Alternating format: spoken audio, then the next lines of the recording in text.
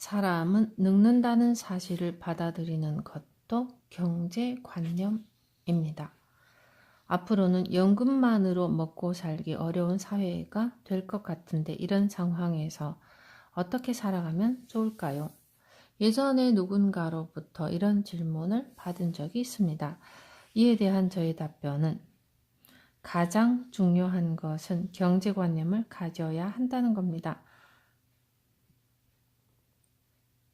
경제관념이라고 해서 무슨 경제학 책에 나와 있는 어려운 개념을 말하는 건 아니고요. 사람은 누구나 나이를 먹는다는 단순한 사실을 알고 있는 것만으로도 충분합니다. 자동차의 경우 5년, 10년을 타다 보면 슬슬 새 차로 바꾸고 싶은 마음이 생기고 실제로 바꾸기도 합니다. 하지만 우리네 인간은 그럴 수 없죠. 차를 바꾸듯 몸을 바꿀 수도 없으니까 50세가 되든 60세, 70세가 되든 이 몸 이대로 살아가야만 합니다. 우리 몸은 나이가 들어감에 따라 서서히 기능이 약해지죠. 당연히 수리비가 들고요. 그래서 직장인에게는 정년 퇴직이라는 게 있는 것이고요. 게다가 여성들은 꾸준히 아름다움을 유지하려고 합니다. 그러니 화장품에 쓰는 돈도 30대가 되면 20대에 쓰던 수준의 3배로 뛰어오르죠. 그럼 40대, 50대가 되면 어떻게 될까요? 더 이상 이야기할 필요도 없겠네요. 하여튼 사람은 누구나 나이를 먹습니다. 이 사실을 알면 지금부터 뭘 해야 하는지를 알 수 있고요. 연금만 믿을 수는 없으니 저축을 해야겠다라는 식으로 말이죠. 따라서 사람은 나이를 먹는다는 사실을 생각하며 살아가면 그것만으로도 충분합니다. 이는 경제관념이라기보다 생활관념이라고 할 수 있겠네요. 다만 경영자들은 이 정도 관념만 가지고 있어서는 안 되죠. 경영자라면 누구나 자기 회사의 직원과 거래처를 껴안고 가야 하기 때문입니다. 하지만 경영자가 아닌 사람들까지 경영자에게 요구되는 경제관념 같은 걸 알고 있을 필요는 없습니다. 그러니 나도 언젠가는 나이를 먹고 늙는다는 사실 이것만은 알아둡시다. 내가 가진 것을 유지하는 게 훨씬 대단한 일입니다. 사업하는 사람에게 간혹 당신은 몇 대째 그 일을 하고 있습니까? 라고 묻는 사람이 있는데 저 또한 이런 질문을 받곤 하죠. 사실 그때마다 제가 1대째입니다. 라고 대답하지만 정확히 따지면 저희 어머니가 1대입니다. 긴자 일본 한방연구소의 초대 사장님은 어머니거든요. 물론 회사를 일으키고 실제 경영을 한 것은 저였지만 예전부터 제가 사람들 앞에 나서는 걸 싫어해서 어머니께 부탁하여 저 대신 사장 자리에 앉으시도록 한 거죠. 이런 의미에서 저는 엄밀히 2대째라고 할 수 있습니다.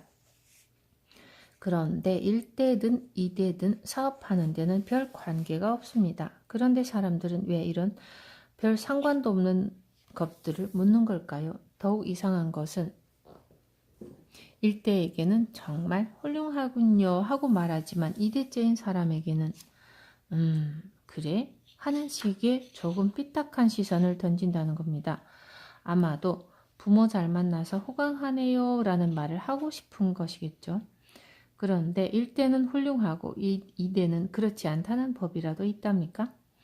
회사를 만드는 것은 물론 대단한 일입니다. 하지만 그것을 유지하는 것이 훨씬 대단한 일이죠. 2대 경영자는 부모가 남긴 것을 껴안고 사업을 해야 합니다. 부모님이 사업할 때 필요했던 시설, 설비, 사람 등이 자신이 사업을 하는 때에는 필요 없어질 수도 있지만 따라서 2대들은 이런 문제들을 해결해 가야만 하죠. 시대가 변해서 이런 것들을 꼭 정리해야 하는데도 사람들로부터 아버지는 좋은 분이셨는데 아들은 참 매정하군요 라는 말을 듣기도 하죠. 2대가 1대보다 더 힘이 들지만 사람들이 2대에게 동정심을 보내지는 않습니다. 그러나 2대는 최신 설비를 갖춘 자동차들이 즐비한 대회에서 클래식카를 가지고 임해야 하는 입장과 같습니다. 오래된 차의 이곳저곳을 고치고 부품에도 신경을 쓰면서 승부를 겨뤄야 하는 것이죠. 그래서 저는 2대째 사업가를 존경하고 또 응원합니다. 하지만 한 가지 주의해야 할 점은 이때는 대개 부모들이 좋은 학교도 보내고 유학도 보내주죠. 그런데 부모가 시켜준 것은 99.9% 도움이 되질 않는다라고 생각하는 게 좋습니다. 인류대학경제학과를 나와서 지식이 많다고 해도 경제학을 가르치는 교수는 어디까지나 학자일 뿐입니다. 회사를 운영하는 경영자도 사업가도 아니죠. 물론 대학 교수도 사회에는 꼭 필요한 존재이고요. 그분들이 사회에 도움을 주는 것도 사실이지만 대학에서 수영하는 법을 배웠다 해도 자기가 직접 물속에 들어가 헤엄치지 않는 이상 실제로 수영을 할 수 없는 법입니다. 그러니까 항상 지금부터는 내가 직접 내 손으로 경험해보자 하는 다짐을 해야 합니다. 스스로 생각하고 도전하고 실패를 맛보기도 하면서 개선해 나가야 합니다. 성공을 하려면 이러한 작업을 반복해 나가는 수밖에 없습니다. 빠른 것에는 늘 수요가 있습니다. 직장인 중에는 빨리 목돈을 모으고 싶다라고 말하는 사람이 더러 있는데 제자가 경영하는 회사의 젊은 직원 중에도 이런 분들이 있는데 이분들에게 조금이나마 도움이 될 만한 이야기를 해볼까 합니다. 돈을 모으고 싶으면 운을 끌어올리면 됩니다. 지금 제가 농담을 하고 있다고 생각할지도 모르지만 진지한 이야기입니다. 살다 보면 자연스레 오늘이 지나 내일이 오고 또 내일 모레가 오는 거죠. 누구든 오늘에서 내일로 옮겨갑니다. 아무리 싫다고 해도 우리는 내일로 운반되어 가죠. 바로 운인 것이죠. 다시 말해 누구에게나 운은 있는 겁니다. 그럼 이번에는 운세라는 단어를 떠올려 봅시다. 옮겨가는 기세를 운세라고 하죠. 운세가 좋다는 것은 결국 옮겨가는 기세가 좋다는 뜻입니다. 빈둥거리고 있는 상태를 기세가 좋다고 하지는 않죠. 알아서 척척 일을 해치울 때 기세가 좋다고 합니다. 즉 일을 할 때 기세를 몰아 속도감 있게 처리하는 것을 말하죠. 각자 직장에서 어떤 업무를 완성하는 데 걸리는 평균 시간이 있겠죠. 운을 끌어올리려면 그 평균보다 조금이라도 빨리 하면 됩니다. 그러면 돈은 모입니다. 왜냐하면 빠른 것에는 수요가 있기 때문이죠. 예를 들어 일본의 고속철도 신칸센 중에는 특급이 가장 수요가 많고 손님도 많습니다. 이런 열차가 없을 때에는 도쿄에서 오사카까지 며칠씩 걸어가야 했지만 열차가 생겨 3시간 정도면 갈 수 있게 된 것입니다. 그것만으로도 충분하다 생각할 수 있지만 3시간의 벽을 깨는 특급이 생기자 이제는 모두들 특급을 타고 싶어 합니다. 보시다시피 단 몇 분 차이일 뿐이지만 이렇게 수요가 다릅니다. 따라서 천천히 달리는 시골의 완행 열차들은 하나같이 적자가 나고 있습니다. 손님이 별로 없어요. 다시 말해 느린 것에는 수요가 없습니다. 빠른 것에는 수요가 있다는 것은 사람에게도 해당됩니다. 회사는 일처리가 빠른 사람을 원하죠. 나를 원하는 회사가 많으면 출세하고요. 출세하면 봉급도 올라가고 봉급이 올라 그만큼 저축을 하면 돈이 모입니다. 그렇다고 해서 뭐든지 빨리 하기만 하면 되느냐 하면 또 그렇지는 않습니다. 세상에는 다양한 직업이 있습니다. 그 중에는 예술가처럼 시간을 들여가며 창조적인 작업을 해야 하는 직종도 있죠. 가령 광고의 카피를 만드는 사람은 단 한 줄의 카피를 쓰기 위해서 몇 시간을 쓰기도 합니다. 이런 작업을 느리다고 생각해서는 안 되고요. 보통 사람은 평생 해도 어려울 일을 몇 시간 만에 하니까 사실 대단한 속도인 거죠. 하지만 이런 경우를 제외하고서라도 느린 것이 가치 있게 여겨지는 곳은 없습니다. 이처럼 빠른 곳에는 늘 수요가 있으니 여러분은 일을 할 때 기세를 더하면 됩니다. 기세를 붙인다고 해서 무슨 거창한 방법이 따로 있는 건 아닙니다. 직장에서 누군가로부터 부탁을 받았다면 우물쭈물하며 투덜거리는 대신에 예 하고 대답하고 즉시 일에 착수하세요. 이런 간단한 행동만으로도 당신의 가치는 확실히 올라갑니다. 돈돈하지 말고 자기 할 일을 열심히 하면 됩니다. 상인들 사이에서 많이 하는 말 중에 손해를 보는 것이 결국 득이 된다라는 이야기가 있습니다. 하지만 이는 상인들만의 전매 특허가 아니죠. 직장인들한테도 해당되고요. 예컨대 남들보다 2배 열심히 일을 하는 직원이 있다고 칩시다. 만약 영업사원이라면 인센티브를 요구할 수도 있겠죠. 열심히 일할수록 수입이 올라갈 테니까요. 그런데 말이죠. 저는 이제껏 이런 꾀를 내서 나중에 한 재산을 남겼다느니 빌딩을 세웠다느니 하는 소리를 들어본 적이 없습니다. 이런 사람이 부자가 되지 못하는 이유는 손해를 보는 것이 결국 득이 된다는 사실을 깨닫지 못했기 때문입니다.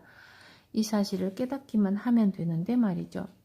무슨 뜻인가 하면 다른 사람과 똑같은 월급을 받으면서 열심히 일을 하면 된다는 겁니다. 봉급을 2배로 주는 곳에서 2배로 열심히 일하겠다는 사람은 많지 않지만 그런 직장에서는 당신이 아무리 열심히 일해봤자 빛을 발하기가 어렵습니다. 빛을 발하려면 어떻게 해야 할까요? 다른 사람과 똑같이 봉급을 받는 직장에서 2배로 열심히 일하면 됩니다. 경영자의 눈에는 이런 사람이 빛나 보이죠. 경영자에게 있어서 정말로 고마운 사람이고요. 이런 사람을 보면 애지중지해주고 싶고 출세시켜주고 싶은 마음이 저절로 생기는 법입니다. 이런 사람은 나중에 어떻게 될까요? 아시다시피 과장이 되고 부장이 되고 당연히 봉급도 올라갑니다. 그리고 심지어 사장 자리에 오르기도 합니다. 그리고 어느새 정말로 깜짝 놀랄 만큼 많은 돈을 손에 넣게 되죠. 그러니까 너무 눈앞의 이익에 급급하며 돈돈 하지 말고 열심히 자기 일을 하세요. 그러면 주위 사람으로부터 이 사람은 이해득실을 따지지 않고 열심히 하는 사람이구나 하는 평가를 받습니다. 그리고 이렇게 되면 부탁받는 일이 많아집니다. 모모씨, 죄송한데 이것 좀 해주실래요? 라는 말을 듣는 횟수가 늘어나는 거죠. 자신의 이름이 불리는 일이 직장에서 많아지면 틀림없이 당신의 운세는 상승합니다. 부탁을 받았을 때는 밝은 표정으로 힘차게 예 하고 대답하세요. 그 일을 열심히 하면서 나는 그저 먹고 살 수 있을 정도의 돈만 있으면 된다라는 식으로 담담하게 일하다 보면 출세는 틀림없이 당신을 기다리고 있을 겁니다. 이런 사람이 나중에 독립을 하면 역시나 사람들이 몰려듭니다. 주위에서 저 사람에게 부탁하면 뭐든 열심히 해주었으니 또 부탁해야겠다라고 생각하기 때문이죠. 이러니 사업이 번창하지 않을 수 없습니다. 그런데 어떤 일을 부탁받았을 때 왜 나한테만 부탁하는 거야?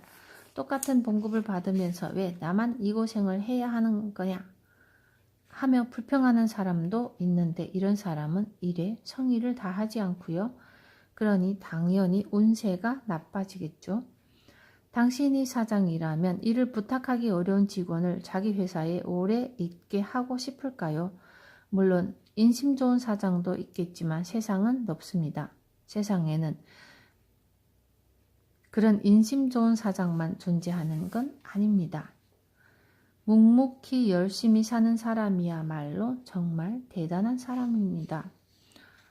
주위를 살펴보면 방 위에 길흉 따위를 믿는 사람이 덜어 있는데 여기에 집을 지으면 길하다느니 불길하다느니 혹은 어느 방향으로 가면 복이 온다느니 화를 얻는다느니 하면서 말이지만 저는 이런 말들에 신경을 쓰지 않습니다. 어느 쪽이 옳고 그르다고 할 수 있는 문제가 아니니까요. 다만 저는 내가 있는 곳이 바로 행복한 장소다라는 믿음을 가지고 있는데 따라서 저는 그런 말 따위에 신경 쓰지 않고 가고 싶은 곳이라면 어디든지 갑니다. 만약 남들이 그쪽으로 가지 말라고 하면 오히려 저는 더 가려고 합니다. 가서는 안 되는 곳이니까 제가 가서 밝게 만들어야겠다고 생각하는 것이죠. 올해는 운수가 사납다는데 어떻게 하지 하며 걱정하는 사람들도 많지만 저는 액년을 오히려 도약의 해라고 생각합니다. 저는 평소에도 열심히 일하고 있으니까 남들이 말하는 액년에 오히려 하느님 알고 계시죠? 올해는 저를 팍팍 밀어주세요 라고 부탁합니다. 여러분이 신앙인이라면 이 말에 대해 오해할지도 모르겠습니다만 솔직히 저는 설사 부탁하는 상대가 하느님이라 해도 때로는 좀 세게 나갈 수 있는 관계를 맺는 것이 바람직하다고 봅니다. 왜냐하고요. 그러지 않으면 가부좌를 튼 채 땅에서 10cm 위로 공중부양한 사람의 사진 따위에 감탄하는 짓을 하게 되거든요. 미안하지만 저는 그런 사진을 봐도 감탄하지도 놀라지도 않습니다. 그냥 그래서 어쨌다는 겁니까? 하고 되묻죠. 공중부양을 해서 뭐가 어쨌다는 건가요? 하늘을 날아 우리 회사의 상품을 고객에게 배달해 주기라도 하나요? 만약 그런다고 해도 지금의 택배 회사보다 얼마나 빨리 배달해 줄 수 있단 말입니까? 앞서 말했듯 저에게는 10명의 제자가 있는데 만약 제가 공중부양하는 사람에게 배달을 시켰다는 사실을 그들에게 걸리기라도 하면 그야말로 이보다 훨씬 더한 질문 공세를 받게 될 겁니다. 제가 질려서 도망갈 수밖에 없을 만큼 말이죠. 간혹 누군가는 손에서 저절로 빵이 나왔다고도 합니다. 그런데 암만 그렇다 해도 제과점에서 만드는 것보다 더 많은 빵을 만들 수 있을까요? 또 손에서 빵이 나오는 것을 보여주고 돈을 받는다는 건 무슨 말이랍니까? 이런 식으로 꼬치꼬치 질문하다 보면 여러 가지 사실을 깨닫게 됩니다. 어설픈 초능력을 가진 사람이 대단한 게 아닙니다. 열심히 일하면서 자식을 키우고 남한테 폐를 끼치지 않는 사람이야말로 정말로 대단한 사람입니다. 적어도 저는 그렇게 생각합니다. 지금 이 순간에도 맑은 날이든 비 오는 날이든 겨울은 피우지 않고 묵묵히 농사를 짓는 사람이 있습니다. 한여름에도 태양이 내리쬐는 공사판에서 열심히 일하는 사람도 있고요. 빵 공장에서 맛있는 빵을 만들기 위해 땀 흘리며 일하는 사람도 있습니다. 쌀과 곡식을 정성 들여 키우는 사람도 있는가 하면 꼭두 새벽에 바다로 나가 고기를 잡아오는 사람도 있죠. 저는 이런 분들이야말로 정말로 훌륭한 사람이라고 생각합니다. 이런 사람들에게 감탄하기도 바빠 죽겠는데 무슨 공중부양을 했다는 귀상한 도사한테 감탄을 해야 한단 말입니까? 그러니까 눈에 보이지 않는 것을 두려워하게 되고 줏대없이 갈팡질팡하게 되는 겁니다.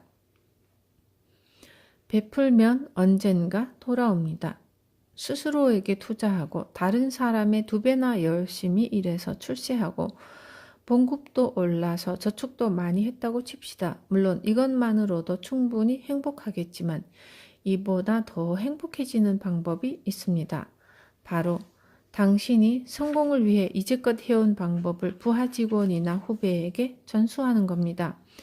그런 짓을 하다가는 뒤쫓아오는 사람에게 추월당하지 않을까 하는 걱정은 할 필요가 없습니다. 이 세상에 공짜는 없으니까요. 베풀면 나중에 그만큼 돌아오는 법입니다. 이상하게 들릴지도 모르지만 이게 바로 세상의 섭리라는 겁니다. 이건 내가 생각해낸 방식이니까 다른 사람에겐 가르쳐 줄 수 없다고 하는 사람과 내가 깨우친 방식을 다른 사람에게도 전수해야겠다고 생각하며 다른 사람에게 기꺼이 베푸는 사람을 비교하면 후자가 나중에는 훨씬 풍요로운 삶을 살게 됩니다. 예컨대 프랜차이즈 사업이 그렇습니다. 처음에는 점포가 하나뿐이지만 사업을 성공시키는 방법을 주변에 공개하면서 매출이 수십억, 수백억으로 늘어난 경우라고 볼 수 있죠. 학자도 마찬가지입니다. 내가 발견한 건 나 혼자만 알고 있어야 해. 아무한테도 알리지 말아야지 하고 숨기는 게 아니라 논문을 만들어서 학회에서 발표를 해야 자신에 대한 평가가 올라가는 겁니다. 일반적으로 학자의 사회적 지위가 높은 이유는 자신이 생각해낸 것을 기꺼이 공개하기 때문이죠. 그런데도 이건 나만의 비밀이야 하며 비법을 절대 공개하지 않는 사람도 있습니다. 이렇게 늘 숨기려 하는 사람과 공개하는 사람을 비교하면 그릇의 크기도 다를 뿐 아니라 사회적 평가 면에서도 확연히 차이가 납니다.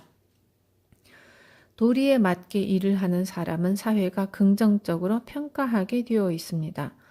좀 더 편한 방법이 없을까 하는 생각을 하다 보면 옆에 있는 사람은 집 밟고 가야겠다 하는 식의 헛된 짓을 하게 됩니다. 또 자기가 평소에 나쁜 생각을 하니까 다른 사람도 자신을 나쁘게 생각할 거라고 의심합니다. 그러면서 쓸데없는 걱정을 짊어지는 거죠.